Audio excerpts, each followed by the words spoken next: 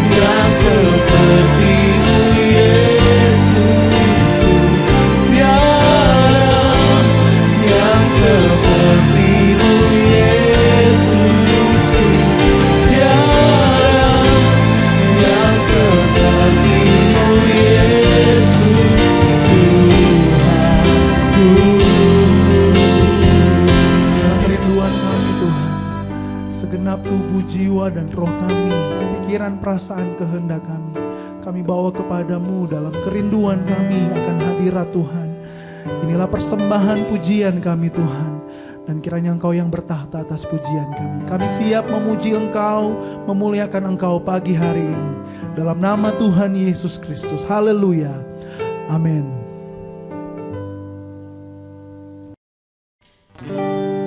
Kau terbesar dan mulia, ajaib semua perbuatan.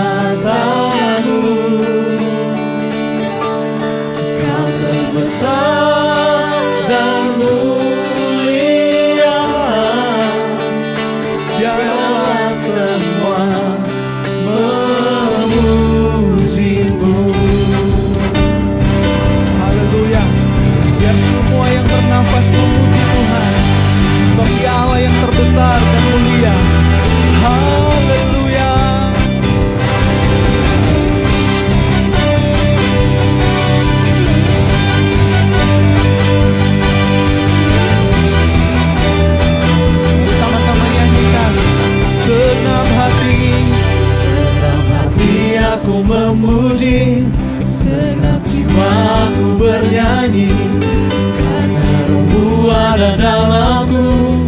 Tuhan, kuatkan tanganku memuji, kuatkan suara dan bernyanyi, karena Roh-Mu ada dalamku. Tuhan, mari menari memuji, ungkapkan sukacita di hati. Kau terbesar, Segala mulia, ajaib semua perbuatanmu. Besar dan mulia, biarlah semua memuji-Mu. haleluya. Biarlah semua yang bernafas memuji Tuhan. Katakan segenap hati. Segenap hati aku memuji, segenap jiwaku bernyanyi, karena Roh-Mu ada dalamku.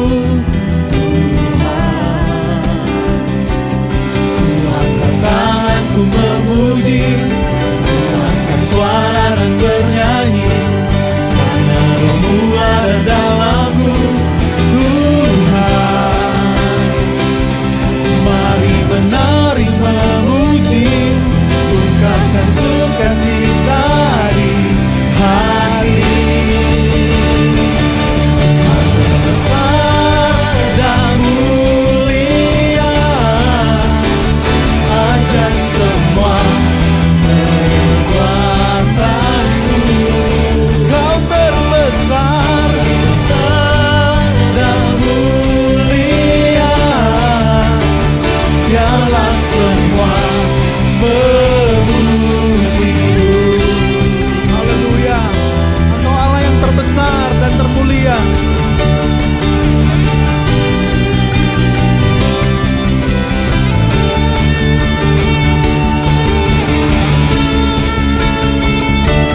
Mari sama-sama nyanyikan.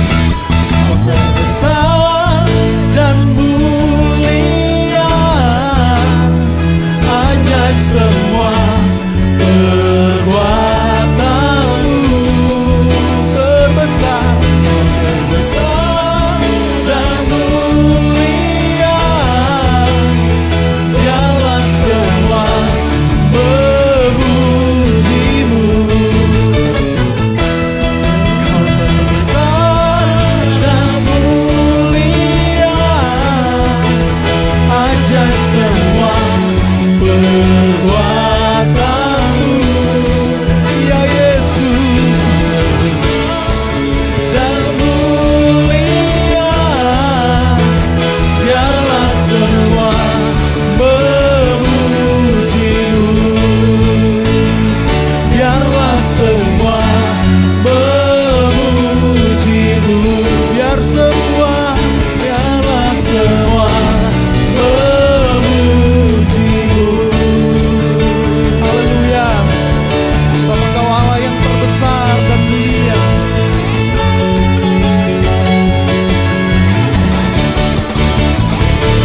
Haleluya.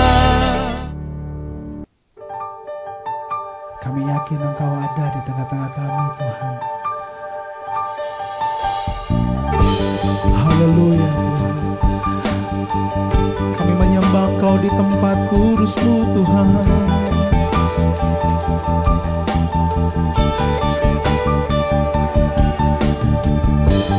Ku menyembah dalam kudus hadirat-Mu, hampir tahta kasih karunia-Mu Bapa. Sebab Engkau kekuatan kami, kekuatanku hanya dalam hadirat-Mu.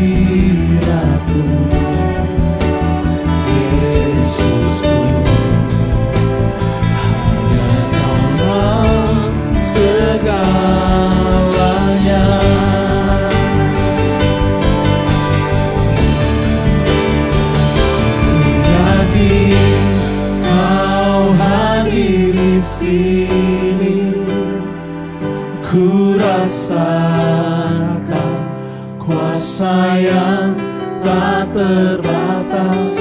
Ku yakin Kau nyata di sini, kemenangan terjadi di sini. Haleluya Yesus, ku menyembah, Ku menyembah dalam kudus hadirat-Mu.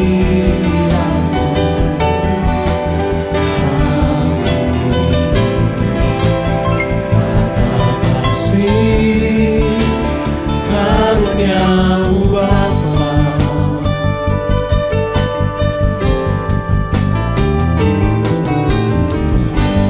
kekuatanku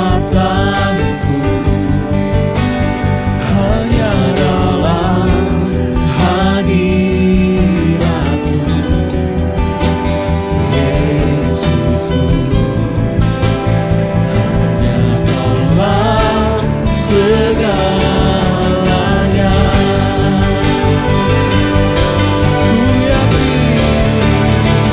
Ku yakin Kau hadir di sini. Ku rasakan kuasa yang tak terbatas. Ku yakin Kau nyata di sini, kemenangan terjadi di sini. Ku yakin Kau hadir di sini. Ku rasakan kuasa yang tak terbatas. Kami yakin Kau nyata di sini, kemenangan terjadi di sini. Kesembuhan terjadi di sini. kelepasan terjadi di sini. Kelepasan terjadi di sini. Haleluya Yesus, haleluya,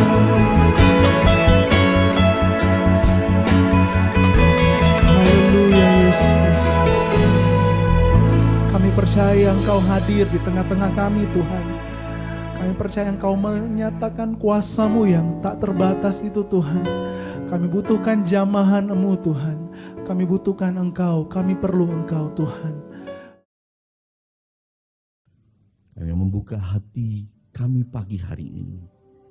Kiranya firman-Mu akan tertabur seperti benih di tanah yang subur. Terpuji nama-Mu Tuhan.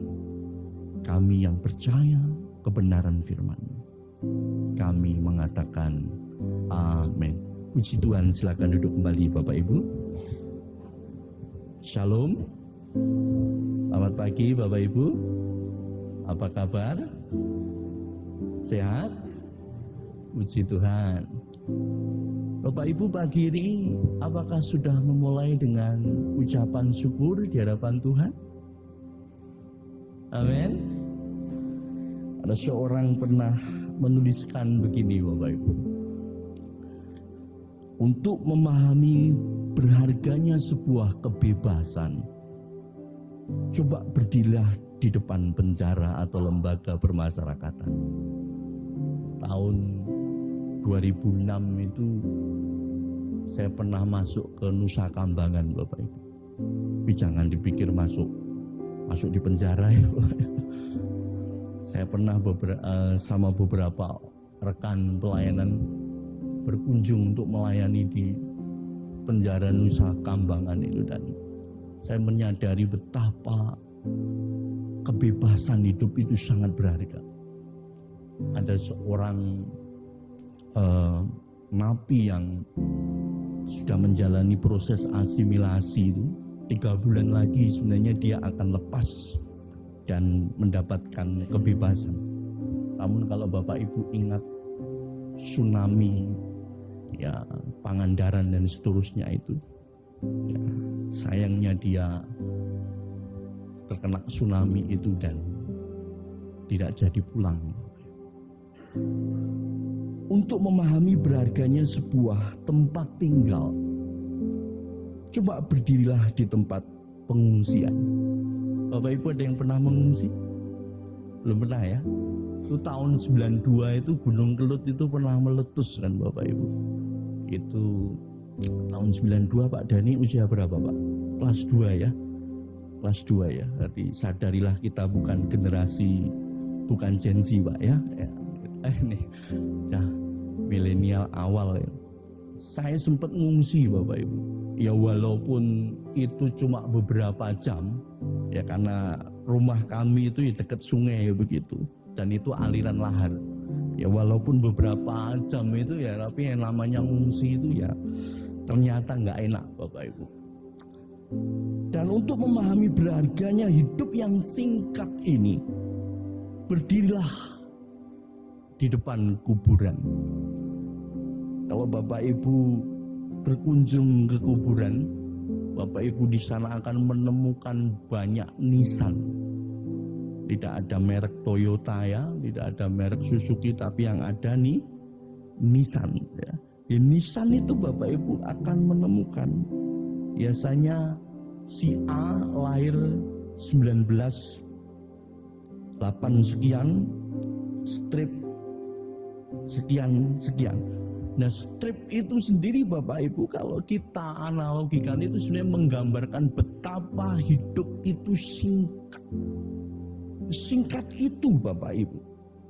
Ya, ada seorang pernah cerita kepada saya, bapaknya itu pagi-pagi itu tumben ngomong ke istrinya gini, Bu, nanti kalau aku meninggal, kamu jangan menikah lagi ya. Dan sore harinya Bapak Ibu, ternyata dia betul-betul meninggal. Jangan pernah ucapkan itu ya ke suami atau istri ya. Nanti kalau ada yang lewat didengar. Nah Bapak Ibu, faktanya apabila kita sudah di ujung tertentu waktu hidup kita tidak akan mungkin mundur untuk mengulangi atau memperbaikinya. Oleh karena itu alangkah baiknya kita senantiasa memeriksa langkah hidup kita. Panjang atau pendeknya umur itu sebenarnya bukan yang menentukan kualitas hidup, tetapi bagaimana kita mengisi hidup kita itulah yang sebenarnya menentukan kualitas hidup kita. Tidak heran Bapak Ibu kalau Sokrates pernah mengatakan begini, hidup yang tidak pernah diuji atau diperiksa sebenarnya adalah hidup yang tidak layak dijalani. Oleh karena itu Bapak Ibu, waktu hidup yang diberikan kita tidak tahu akan berapa lama ada di dunia ini. Mari kita akan belajar untuk menata langkah hidup kita sehingga kita pulang nanti Tuhan dipermuliakan dan kita memaknai hidup ini dengan cara-cara yang benar. Amin. Saya ingin mengajak kita untuk mari bergegas. Kita akan membaca di dalam kitab Efesus Bapak Ibu. Ada teks singkat yang saya mau ajak kita untuk merenungkan pagi hari ini, yaitu Efesus pasal 5 ayat yang ke-15 sampai yang ke-17. Ya. Ini adalah salah satu bagian dari surat Efesus yang mana Bapak Ibu, kalau kita membaca penggalan teks ini, kita akan menemukan ada pelajaran-pelajaran penting dalam kehidupan kita. Bagaimana kita akan menata, kita akan menyusun langkah hidup kita dengan benar di hadapan Tuhan. Mari Bapak Ibu kita akan lihat pertama-tama pada ayat 15 itu. Rasul Paulus menuliskan demikian. Karena itu, perhatikanlah dengan seksama bagaimana kamu hidup. Janganlah seperti orang bebal, tetapi seperti orang arif. Sebenarnya teks atau penggalan ayat 15 sampai 16 ini adalah merupakan bagian dari pasal 5 ayat 1 sampai 33. Dan itu juga menjadi bagian atau rentetan dari nasihat-nasihat Paulus sebelumnya di ayat-ayat sebelumnya. Dan kita melihat di situ sebenarnya Paulus menjelaskan bahwa orang-orang percaya, jemaat Efesus jelas statusnya ketika mereka ditebus oleh Kristus. Mereka adalah orang-orang yang hidup dalam status yang baru. Makanya Bapak Ibu menemukan pembahasan sebelumnya berbicara mengenai manusia baru di hadapan Tuhan. Sebagai manusia yang baru, sebagai manusia yang sudah ditebus oleh Kristus, yang menerima anugerah keselamatan itu Bapak Ibu, jemaat Tuhan seharusnya hidup benar di hadapan Tuhan. Dia senantiasa mengembangkan cara hidup yang berkenan di hadapan Tuhan. Oleh karenanya itu, Rasul Paulus mengatakan perhatikan dengan seksama. Nah, kita memperhatikan seksama di sini itu bukan sekedar memperhatikan hanya sesekali saja dalam hidup kita. Bukan secara berkala, tetapi kalimat ini sebenarnya mengandung satu tekanan bahwa ketika kita diminta memperhatikan dengan sama, ini adalah nasihat untuk melakukannya secara terus menerus. Dari waktu ke waktu kita diminta untuk mengamati, untuk meneliti, untuk mencermati. Dan apa sebenarnya yang mau kita cermati? Tidak lain adalah bagaimana kita hidup. Nah, menariknya Paulus menggunakan gambaran di sini. Sebenarnya hidup itu adalah digambarkan bagaimana kita berjalan. Sebenarnya kan kata yang digunakan itu adalah amatilah bagaimana kamu berjalan. Hidup ini seperti perjalanan Bapak Ibu. Seperti langkah yang dilakukan hari demi hari, waktu demi waktu. Kita tidak boleh mengabaikan begitu saja. Kita tidak boleh hanya menjalani saja sekedar rutinitas itu. Namun Bapak Ibu, secara cermat terus menerus hendaknya kita mengamati bagaimana kita hidup. Dan Rasul Paulus menyambung nasihatnya. Bagaimana kita mengamati cara hidup kita, yaitu hiduplah jangan seperti orang bebal, tetapi seperti orang arif. Apa yang membedakan orang bebal dan orang arif di sini, Bapak? Orang yang arif di sini sebenarnya menunjuk orang yang berpengetahuan. Sementara orang yang bebal adalah orang yang menjalani hidupnya tanpa pengetahuan. Dan menariknya berbicara mengenai pengetahuan di sini, ini bukan bicara mengenai pengetahuan intelektual. Ini bukan bicara mengenai isi kognitif kita. Tetapi pengetahuan yang di sini kita lihat dalam konteksnya sebenarnya pengetahuan yang kita miliki sebagai orang-orang yang telah ditebus oleh Kristus.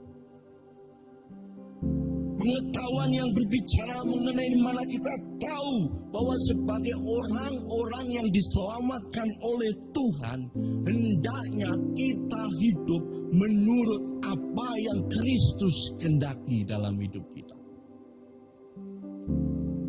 Jadi pemahaman bahwa kita ini telah diselamatkan, bahwa kita ini adalah umat pilihan Allah, bahwa kita ini adalah orang-orang yang hidup seharusnya sejalan dengan kehendak Tuhan. Itulah yang harusnya kita pakai untuk memeriksa atau memperhatikan kehidupan kita sehari-hari.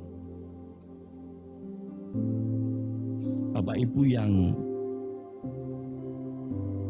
bermain gitar itu tentunya kan dari waktu ke waktu biasanya kan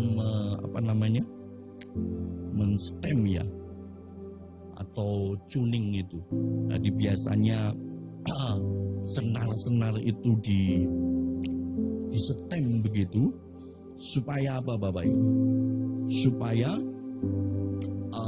nadanya itu bisa memiliki harmoni yang baik gitu.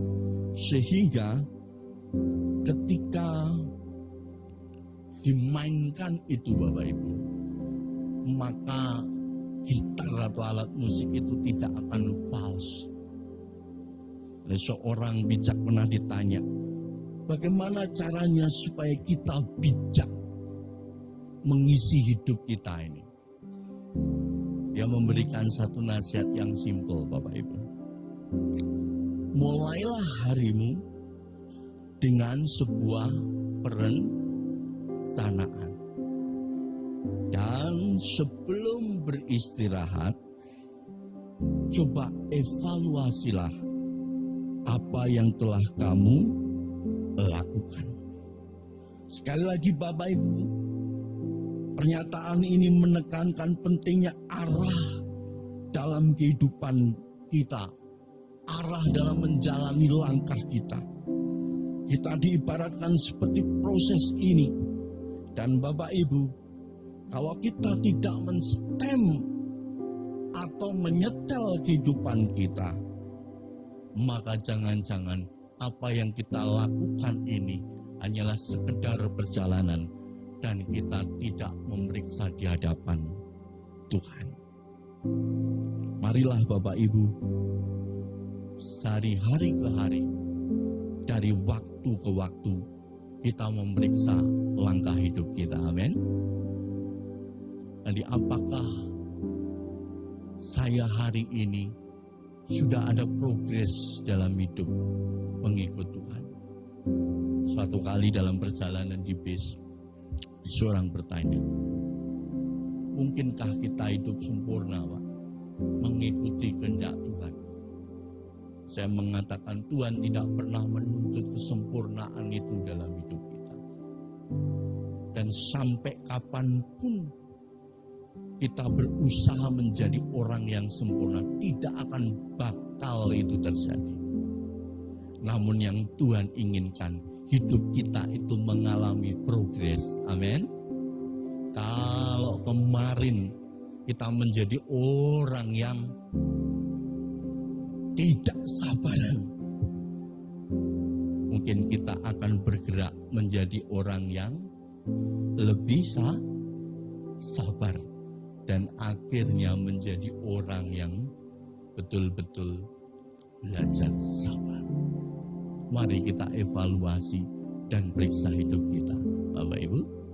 Nah, lalu kemudian Rasul Paulus melanjutkan Bapak Ibu nasihatnya dan mengatakan begini, pergunakanlah waktu yang ada karena hari-hari ini adalah jahat. Nah, saya ketika merenungkan maksud atau pesan Rasul Paulus ini Bapak Ibu, ketika mencoba mempelajarinya, ternyata Paulus ketika mengatakan pergunakan waktu yang ada, di situ ada penekanan yang serius. Dia mengibaratkan mempergunakan itu seperti apa? Orang menebus Bapak Ibu. Dan gambaran yang dipakai sebenarnya adalah bagaimana seseorang membeli budak yang begitu mahal, dia menebus budak itu. Jadi Paulus hendak mengatakan bahwa ketika menjemaat atau kita mengawasi perilaku kita sesuai dengan maksud-maksud Allah, pada saat yang bersamaan sebenarnya kita harus mempergunakan waktu yang ada dengan baik.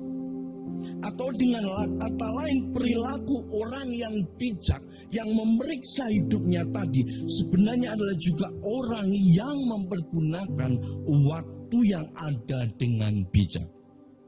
Atau dengan kata lain, seorang yang bernama Peter O'Brien, dia mengatakan ini, orang-orang yang bijak, yang memeriksa langkah hidupnya adalah orang yang memiliki sikap yang tepat terhadap waktu.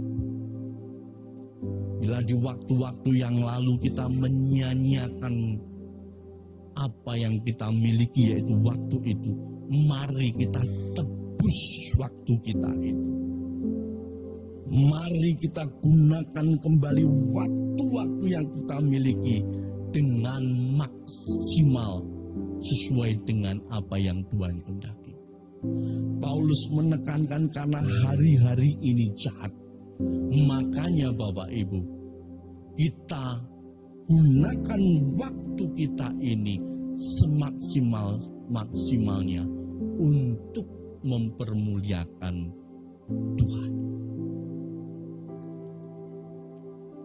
Nah, pertanyaannya Bapak Ibu, apakah orang yang menggunakan atau menebus waktunya supaya digunakan dengan cara-cara yang bijak, itu adalah orang-orang yang workaholic, atau orang-orang yang setiap hari hanya mengisi waktunya untuk kerja? Tentu saja tidak, Bapak Ibu. Tetapi orang yang menggunakan waktunya dengan bijak adalah orang yang mengerti namanya keseimbangan produktif. Berbicara mengenai keseimbangan produktif itu sebenarnya kita bisa menggambarkan secara sederhana. Mari pada waktu kita bekerja dengan sungguh-sungguh. Mari pada waktu kita beristirahat dengan sungguh-sungguh. Mari bila kita berkeluarga atau hidup bersama keluarga, kita memberikan waktu kita untuk keluarga dengan sungguh-sungguh. Seorang pemuda mengatakan kepada saya begini, bapak saya itu ada Pak, tetapi dia tidak pernah hadir. Loh, maksudmu apa? Ya dia ada. Dia setiap hari ketemu saya, tapi dia tidak pernah memberi waktunya untuk bersama saya. Kiranya kita ada dan juga hadir. Amin. Bukan hanya ada, tetapi tidak hadir. Begitu berharga kok Bapak Ibu. Nanti ada kala-kalanya Bapak Ibu, kita sudah nggak punya waktu lagi untuk berfellowship dengan orang-orang yang dekat dengan hidup kita. Makanya kita beri waktu yang terbaik. Dan di dalam hidup ini Bapak Ibu, bukankah ada 3 hal yang bila dilepaskan itu tidak akan pernah kembali lagi Bapak Ibu? Yaitu adalah anak panah, perkataan, dan waktu. Tidak heran bila seseorang mengatakan begini, lost time is never found again. Waktu yang hilang itu tidak pernah dapat ditemukan lagi. Setiap orang punya harta. Walaupun dia tidak memiliki harta duniawi, tetapi dia memiliki waktu. Dan waktu itu adalah harga yang paling berharga dalam hidup ini. Dengan waktu kita bisa merancang kesempatan, kita bisa mempersiapkan sesuatu yang lebih baik. Dengan waktu yang ada kita bisa membangun hidup yang berarti.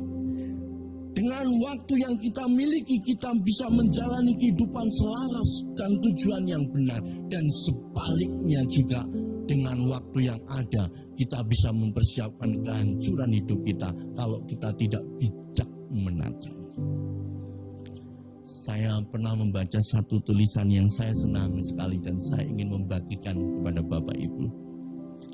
Seorang yang tidak dikenal ini atau anonim ini menuliskan begini. Aku akan memulainya dengan ucapan syukur dan senyuman, bukan kritik. Akan kuhargai setiap detik, menit, dan jam, karena tak sedetik pun dapat ditarik kembali. Hari ini tidak akan kusia-siakan seperti waktu lalu. Tentang apa yang akan terjadi esok, akan kupakai waktuku untuk membuat sesuatu yang kuidamkan terjadi. Hari ini aku belajar lagi untuk merubah diri sendiri. Hari ini akan kuisi dengan karya. Kutinggalkan angan-angan yang selalu mengatakan aku akan melakukan sesuatu jika keadaan berubah. Jikalau keadaan tetap sama saja, dengan kemurahan Tuhan, aku tetap akan sukses dengan apa yang ada padaku. Hari ini aku akan berhenti berkata, aku tidak punya waktu. Karena aku tahu, aku tidak pernah mempunyai waktu untuk apapun. Jika aku ingin memiliki waktu, aku harus meluangkannya. Hari ini akan kulalui seolah hari terakhirku. Akan kulakukan yang terbaik dan tidak akan ditunda sampai esok, karena esok belum tentu ada. Marilah kita bijak menggunakan waktu kita. Amin. Dan yang terakhir Bapak Ibu, nasihat ini kemudian ditutup dengan perkataan Rasul Paulus, sebab itu janganlah kamu bodoh, tetapi usahakanlah supaya kamu mengerti kehendak Tuhan.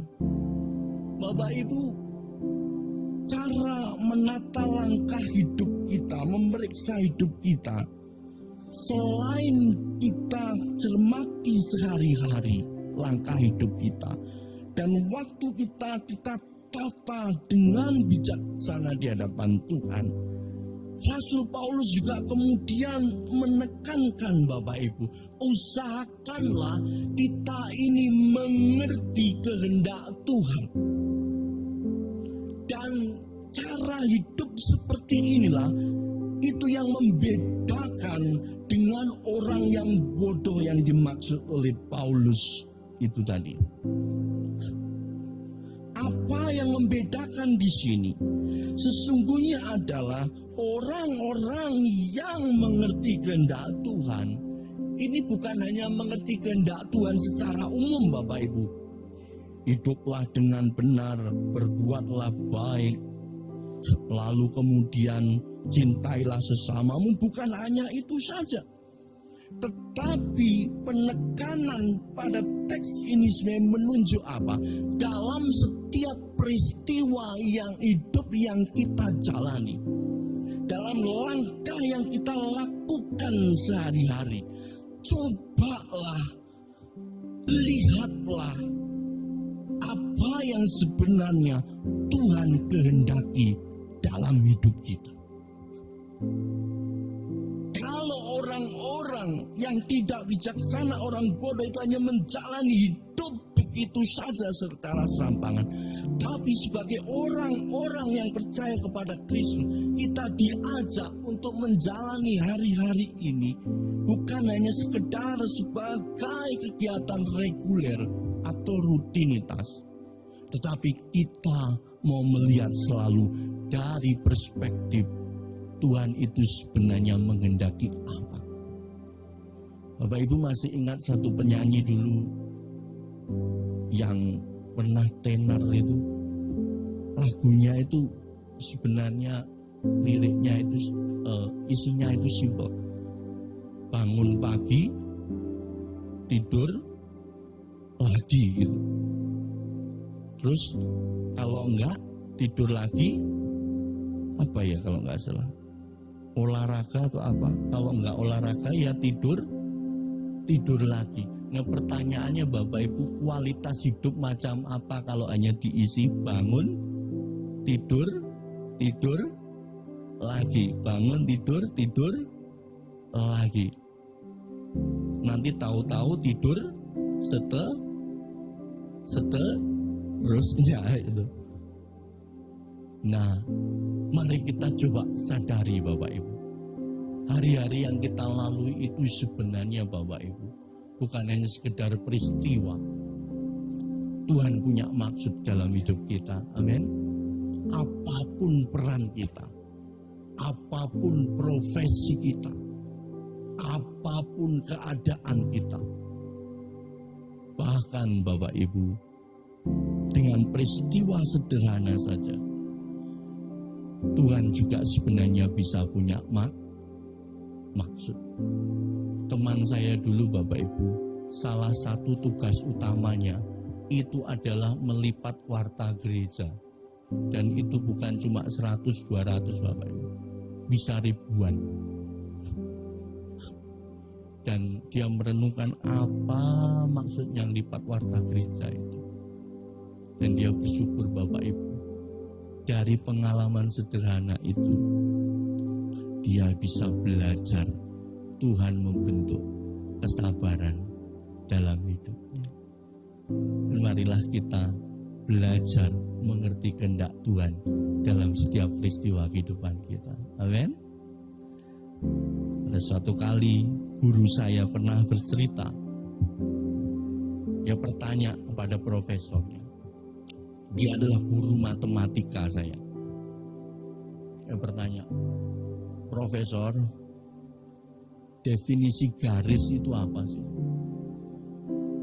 Kemudian profesornya mengambil sebuah spidol, dan spidol itu sengaja dipilih adalah spidol yang tintanya sudah mulai habis. Yang kemudian mencoret di whiteboard itu, shred. Bapak Ibu akan tahu kan, kalau spidol yang tintanya sudah mulai habis itu dicoret, tentu saja yang terjadi adalah sebuah garis yang kelihatan apa? Kelihatan tidak sempurna di situ. Kemudian profesor mengatakan, inilah definisi daripada sebuah garis. Garis itu adalah gabungan dari titik demi titik yang membuat sebuah rangkaian panjang. Bukankah demikian dengan hidup kita Bapak Ibu? Ibarat sebuah garis. Perjalanan hidup kita sehari-hari itu seperti titik demi titik yang kita susun membuat sebuah rangkaian. Kita tidak akan tahu kapan titik hidup kita berhenti. Namun mari kita isi titik-titik hidup ini dengan bijak. Waktu adalah sumber daya yang sekali hilang tidak akan pernah bisa kembali. Mari kita gunakan dengan bijak untuk keabadian. Tuhan Yesus memberkati kita sekalian. Mari Bapak Ibu kita bangkit berdiri di hadapan Tuhan. Kita syukuri waktu yang kita miliki hari ini. Mari kita bersyukur di hadapan Tuhan. Terima kasih untuk kesempatan, untuk keadaan lagi. Dan buatlah komitmen di hati kita. Tuhan, aku mau bijak menata langkah hidup. Izinkan Tuhan menyelidiki hati kita dan melihat hati kita. Lagu ini kiranya menjadi ungkapan komitmen kita. Haleluya. Haleluya. Selidiki aku, lihat hatiku, apakah aku sungguh mengasihimu.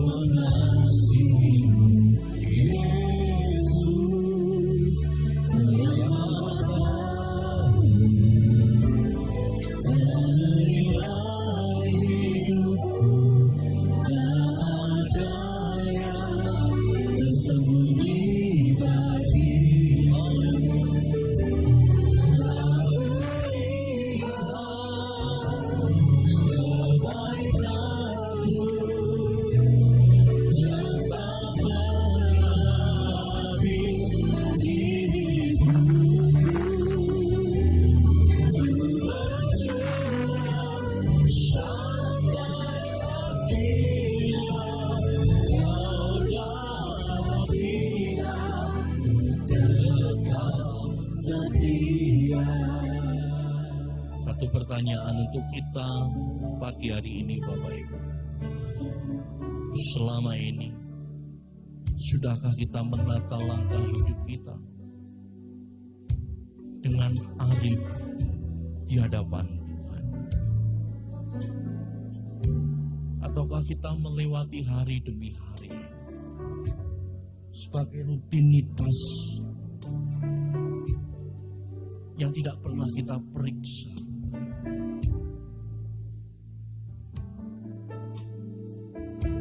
Bukankah faktanya tidak ada satupun yang akan tahu kapan titik hidup kita itu berhenti, dan kita tidak akan mungkin lagi mundur untuk memperbaiki yang di belakang.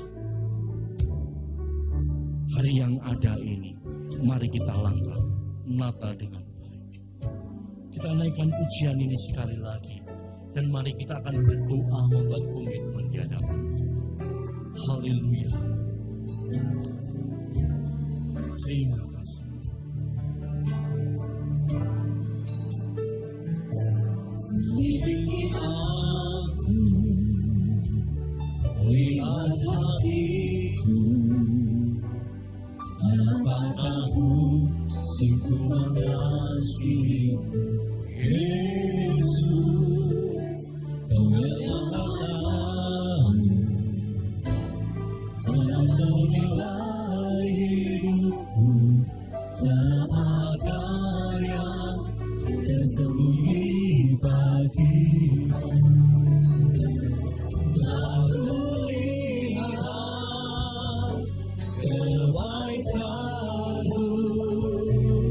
yang tak pernah habis di hidupku.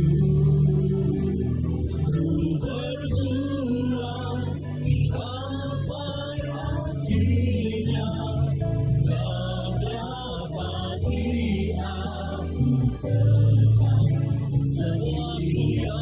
Kebaikanmu telah kulihat, kebaikanmu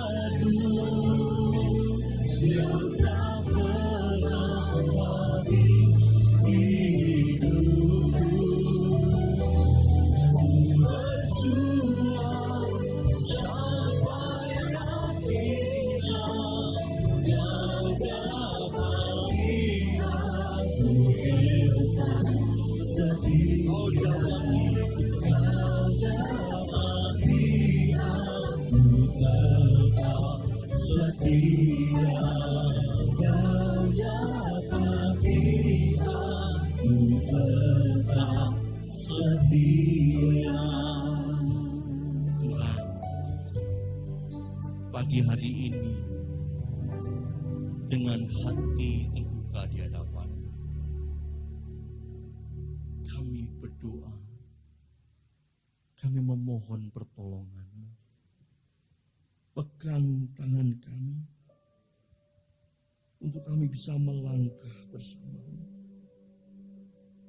Menyadari bahwa hari demi hari waktu yang kami miliki itu sungguh berharga sekali. Kiranya kami bisa memberi waktu kami untuk keluarga kami. Kami bisa mengerjakan pekerjaan-pekerjaan kami dengan sungguh-sungguh di hadapan. Dan kami bisa mengisinya untuk kemuliaan-Mu. Pesan firman-Mu ini kiranya akan memandu hidup kami. Terima kasih Tuhan. Demi nama Tuhan Yesus Kristus, kami berdoa dan memohon pertolongan. Kami berdoa dan mengatakan, amin.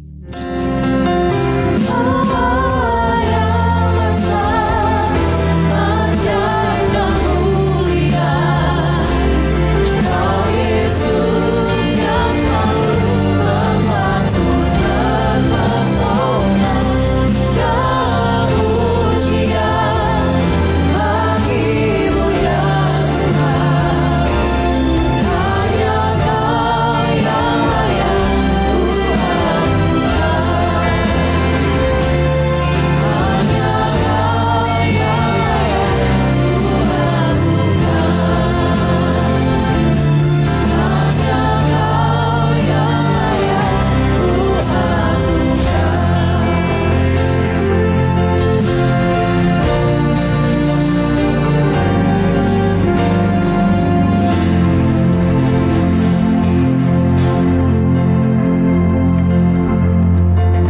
Ya Tuhan, hadirat-Mu tetap menyertai mereka untuk memberkati setiap rumah tangga mereka, seluruh anggota keluarga mereka. Berkatilah usaha dan mata pencaharian umat-Mu. Berkatilah roti dan air mereka. Berkatilah umat-Mu ini dengan kekuatan dan kesehatan. Sesungguhnya Dikau sangat mengasihi umat-Mu. Seluruh umat-Mu ini ada di dalam telapak tangan-Mu, dan tak seorang pun dapat merampas mereka, domba-domba-Mu ini, dari dalam tangan-Mu. Hamba-Mu berdoa, bawalah seluruh sidang jemaat-Mu ini semakin hari semakin dekat kepadamu, semakin mengasihi Engkau ya Tuhan, sehingga mereka boleh tiba di puncak bukit kesucian-Mu dan memandang wajah-Mu yang indah. Kini sidang jemaat yang dikasihi Tuhan, Allah yang kekal adalah naungan-Mu, dan lengannya yang abadi menopang Engkau. Tuhan memberkati Engkau dan melindungi Engkau. Tuhan menyinari Engkau dengan wajah-Nya, serta memberikan Engkau kasih karunia. Tuhan menghadapkan wajah-Nya kepadamu dan memberikan Engkau damai sejahtera di dalam berkat nama Tuhan Yesus Kristus. Amin.